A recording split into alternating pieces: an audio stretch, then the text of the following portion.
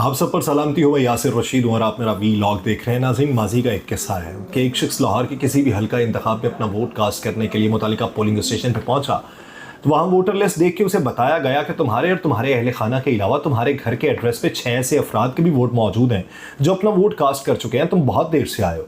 Voting list में दर्ज उन अफराद को ना तो वो जानता है, ना ही कभी उनका नाम सुना, ना ही कभी चेहरा देखा। और जब ये मालूम हुआ कि ये 6 वोट जो उसके घर के पते पे जालसाजी से दर्ज कराए गए थे वो वोट एक सियासी जमात के हक में कास्ट भी हो गए, तो फिर सोचिए कि उस शख्स का रद्द-ए-अमल क्या होगा। अगर वो शख्स इसका तज़किरा अपने किसी दोस्त से कर बैठा तो वो भी इस किस्म की कहानी अपने पास लिए बैठा था कि उसके घर के एड्रेस पे भी 7-8 नामालूम वोटों का इंदराज था। और ये सिर्फ 2 घरानों का नहीं बल्कि कई लाख घरानों का मसला अगर बन जाए तो क्या ऐसे में इलेक्शन कमीशन और नादरा समेत मुतलका हुकाम का ये फ़र्ज़ नहीं बनता कि वो उसकी तहकीकात करें कि ये लोग जो है नामालूम जो है घोस्ट वोट जो है ये मुतासरा अफराद के घरों के एड्रेस पे किसने और कैसे दर्ज करवाए। तो कौन सा एहलकार था जिसके मुतालिका इलाके में वोटिंग लिस्ट मुरतब करने की ड्यूटी थी।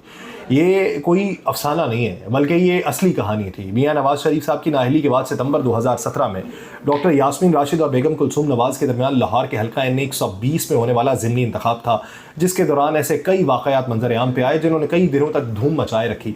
लेकिन वक्त गुजर गया, वक्त गुजरता चला जाता है। वक्त के साथ साथ कुछ बेहतरी के इम्कानात रोशन करने चाहिए, लेकिन हमारे यहाँ बेहतरी के इम्कानात रोशन नहीं होते बल्कि अबतर सूरत हाल मज़ीद जन्म लेना शुरू कर देती है।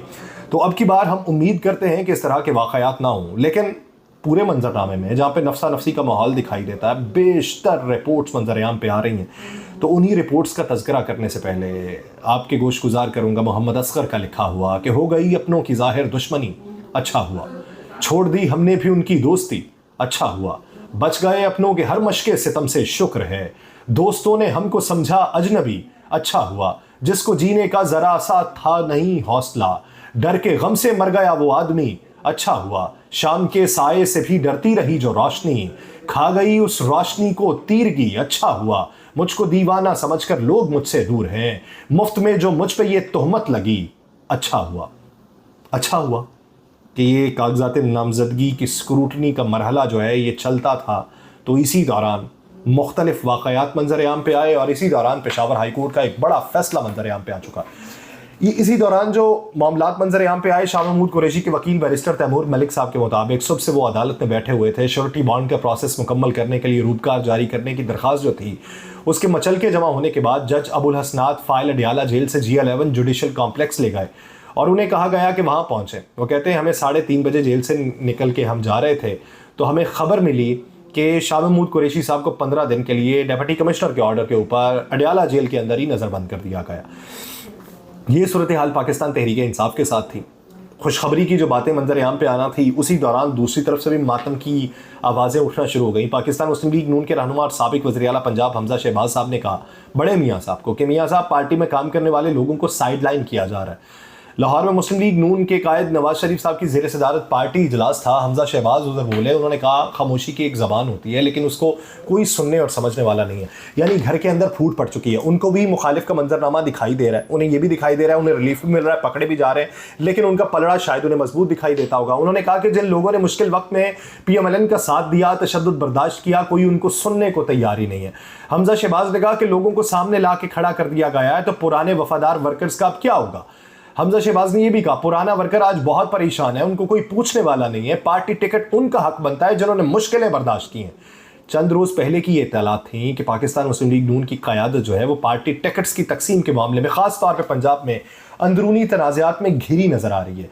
पंजाब के कुछ हलकों में पाकिस्तान मुस्लिम लीग नून के सदर मियाँ मोहम्मद शहबाज शरीफ साहब या साबिक वज़ीर आला पंजाब हमजा शहबाज साहब, उनका और party chief organiser Maryam Nawaz का पसंदीदा उम्मीदवारों के दरमियान मुकाबला जारी था।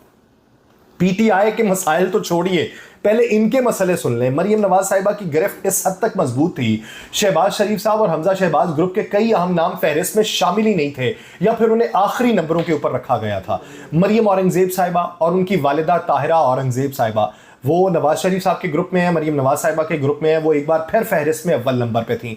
ख्वाजा आसिफ साहब की अहलिया मुसर्रत ख्वाजा जो थी उन्हें भी अव्वल नंबरों में शामिल रखा गया। ख्वाजा आसिफ की भांजी शिजा फातिमा भी फहरिस्त के अंदर शामिल थी और उनका इंटरव्यू भी मशहूर हुआ था कि मैंने मेंबर पंजाब असम्बली के लिए अप्लाई किया था लेकिन मैं मेंबर नेशनल असम्बली बन गई। शहबाज शरीफ की वज़ीर ममलिकत बराए finance Ayesha Ghaus Pasha senior politicians हैं उनका नाम शामिल नहीं है। साबिक MP MNA माइजा हमीद गुज्जर, शहजादी उमरजादी टिवाना शहबाज साहब की फैमिली में है, यानी उनके हल्के में है, उनका नाम शामिल नहीं है। आयशा रजब बलोच साबिक MNA, मुशाहिदुल्लाह खान की बेटी रदा खान, वो भी शहबाज शरीफ साहब का हल्का था, उनका नाम नहीं है। साबिक वज़ीर तहमीना दौलताना, वो फिर एक बार कौमी असम्बली की फहरिस्त में आने में नाकाम है।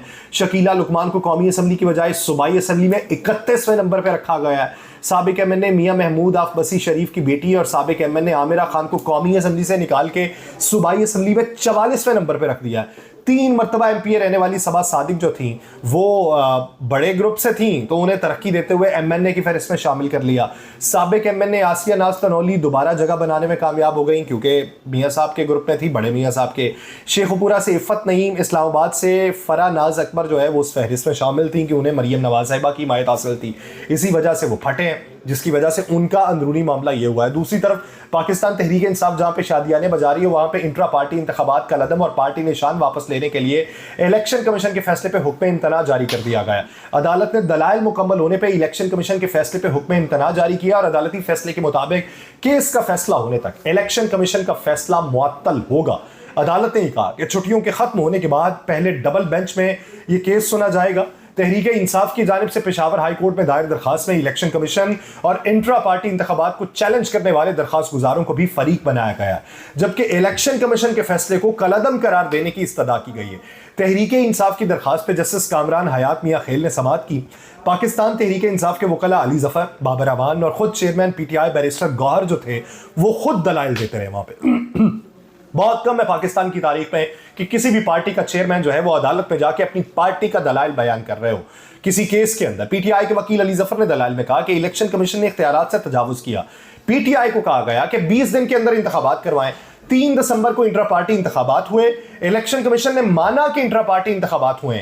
इलेक्शन कमीशन ने इंतखाबात के बारे में कहा कि ठीक हुए। इलेक्शन कमीशन ने सर्टिफिकेट भी दे दिया। फिर इलेक्शन कमीशन ने कहा कि इंतखाबात हुए लेकिन जिसने कराए वो ठीक नहीं। इलेक्शन कमिश्नर पे एतराज आ गया और हमारे इंतखाबात का लदम करार दे दिए गए। इलेक्शन कमीशन का ऑर्डर गैर कानूनी और गैर आईनी है। अली जफर साहब ने कहा कि इलेक्शन कमीशन ने पाकिस्तान तहरीक इंसाफ से इंतखाबी निशान बल्ला वापस ले लिया। अब हम इंतखाबात में सियासी जमात की हैसियत से हिस्सा नहीं ले सकते। मखसूस नशिस्तें भी सियासी जमात को बगैर इंतखाबी निशान नहीं मिल सकती। इस तरह एक सियासी जमात को आम इंतखाबात से बाहर कर दिया गया। अली जफर साहब ने दलाइल दिए जिस पर जस्टिस कामरान हयात साहब ने सवाल उठाया कि इस केस में जो दरखास्त गुजार थे उनका इलेक्शन कमीशन फैसले में जिक्र है, ये कौन है। इस पर अली जफर साहब ने कहा कि इलेक्शन कमीशन तो खुद फरीक बन चुका है। जो दरखास्त गुजार थे वो PTI के मेंबर ही नहीं है। इलेक्शन ना कराने पे सिर्फ जुर्माना है, ऐसी कोई सख्त सजा नहीं है, लेकिन हमें यहाँ इलेक्शन से बाहर निकाला जा रहा है। अदालत ने कहा कि इलेक्शन कमीशन कहता है उमर अयूब सेक्रेटरी जनरल नहीं है। उन्होंने चीफ इलेक्शन कमिश्नर कैसे मुकर्रर किया। इस पर बैरिस्टर अली जफर साहब ने कहा कि ये इंट्रा पार्टी इंतखाबात को कलअदम करार देने के लिए कोई ग्राउंड नहीं है। अगर किसी को एतराज़ है तो वह सिविल कोर्ट जा सकता है। आईन और कानून तो यही कहता है। गुज़श्ता हफ्ते इलेक्शन कमीशन ऑफ पाकिस्तान ने इंट्रा पार्टी इंतखाबात पार्टी आइन के मुताबिक ना कराने पर पाकिस्तान तहरीक इंसाफ से बल्ले का निशान वापस ले लिया था। अब जब हुक्म इम्तना जारी हो चुका है तो इस ज़मन में पुराना प्रोसीजर ही बहाल होगा। तो पुराने प्रोसीजर के बहाल होने तक जब तक फैसला नहीं होता इंतखाबी निशान बल्ला वापस है। उसके साथ साथ इंटर पार्टी इलेक्शन जो है वो अभी तक मंजूर है और इस ज़मन में पाकिस्तान तहरीक इंसाफ ने जहाँ जहाँ भी कागजात नामजदगी जमा करवाए हैं वो अब उसमें किसके मंजूर होते हैं किसके रद्द होते हैं, क्योंकि बेशतर जगहों से इतलात हैं कि बहुत से लोगों की कागजात नामजदगी जो हैं वो मुस्तरद किए जा रहे हैं। किसी के ऊपर ये है कि आपने बिल नहीं अदा किया, किसी के ऊपर ये है कि आपने इस केस का तज़किरा नहीं किया, किसी के ऊपर ये है कि आपका तजवीज़ कुनिंदा नहीं आया, किसी के ऊपर ये है कि आपका ताइद कुनिंदा नहीं आया। कोई ये वाविला मचा रहा है कि तजवीज़ कुनिंदा और ताइद कुनिंदा आए थे, वो RO ऑफिस से गायब हो गए। किसी का ये कहना था कि रास्ते में जब आ रहे थे तो उनके साथ राबिता था लेकिन बाद में वो भी उनके साथ राबिता कट गया। इस ज़मन में लाहौर हाई कोर्ट ये कह चुका है कि किसी वजह से अगर तजवीज़ कुनिंदा और ताइद कुनिंदा नहीं भी आ पाते तो इस बुनियाद के ऊपर इलेक्शन कमीशन जो है वो कागजात नामजदगी को रद्द नहीं करेगा। इलेक्शन कमीशन पंजाब जो है उसने भी इलेक्शन कमीशन ऑफ पाकिस्तान को एक ख़त लिखा जिसमें उन्होंने कहा कि ROs जो हैं वो अपने ऑफिस तक एक महफूज रास्ता उम्मीदवारों को नहीं दे सके, जिसकी वजह से पंजाब के तूलो अर्ज से हमें शिकायत मौसूल हुई हैं और इन शिकायत की जवाबदेही जो है ये ROs से मांगी जाए। बेशतर जगहों पे सबने मंजरनामा देखा है। अब इस पर एक बात ये की जा रही है कि खुद ही वीडियो बना के भी तो आप बरी ज़िम्मा उससे हो सकते हैं कि हम तो इलेक्शन के अंदर आना चाहते थे लेकिन हमें मौका नहीं दिया गया। तो इस ज़मन के अंदर अगर ये लोग अपने कागजात नामजदगी नहीं जमा करवा पाए, तो इतनी बड़ी तादाद में कागजात नामजदगी अगर जमा हो गए हैं तो फिर इसका बुनियादी जवाब बताइए। तो इस ज़मन में जवाब यही है कि अगर एक हल्के से मियाँ शहबाज शरीफ साहब उम्मीदवार बनते हैं तो मियाँ शहबाज शरीफ साहब कागजात नामजदगी जमा नहीं करवाते, तो फिर हर कोई नत्थु खैरा वो अपने कागजात जमा करवा दे, तो उसकी हैसियत क्या होती। मैं PTI के किसी भी मुअज़्ज़िज़ या PMLN के या पाकिस्तान पीपल्स पार्टी के किसी भी मुअज़्ज़िज़ शख्सियत की जानिब से कागजात नामजदगी जमा करवाने पे उन्हें ये बात नहीं कर रहा। मैं एक उर्फ़ आम में ये बात कर रहा हूँ कि अगर मेन कैंडिडेट मैदान में नहीं उतरता और उसकी जगह पे 7-8 और उतर जाते हैं कि भाई वो नहीं है, तो हम भी अपनी किस्मत आजमा लेते हैं, तो वो हैसियत क्या होगी।